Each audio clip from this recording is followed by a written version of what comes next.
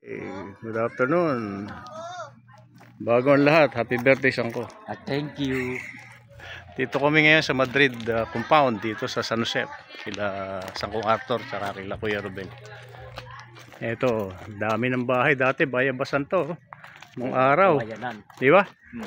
Hawayanan to nung araw. Ito, ang dami ng bahay dito. Ayan. Dati, madala kong bayan. Ito yung lugar ni Sangko Arthur. Bahay niya sa harapan. Dito sa mga pamangkin.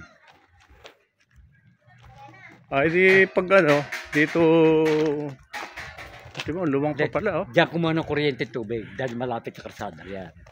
Diyan kumuha. Ito. Ito, mag-iisip pa kung maring day to rest. Malapit ito. Kanino naman to? Alin? Diyan din, kasama din.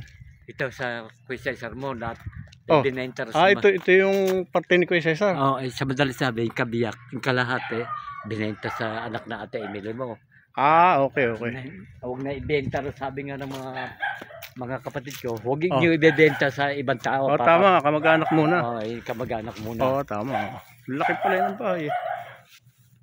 Ay, yan, hanggang dito. Dito yung pala. Hanggang saan? Ito. Alam ko dito. Dito. Ito yung sa akin, Diego Santos. Oo. Hanggang dito? Hanggang dito. Oo. Irene. Ito, bahay na anak ni Kuya Ruben. Kay Francis. Okay. Maluwang pala, oh. Maluwang dito, makipag doon sa kalsada. Sa kalsada? Oo.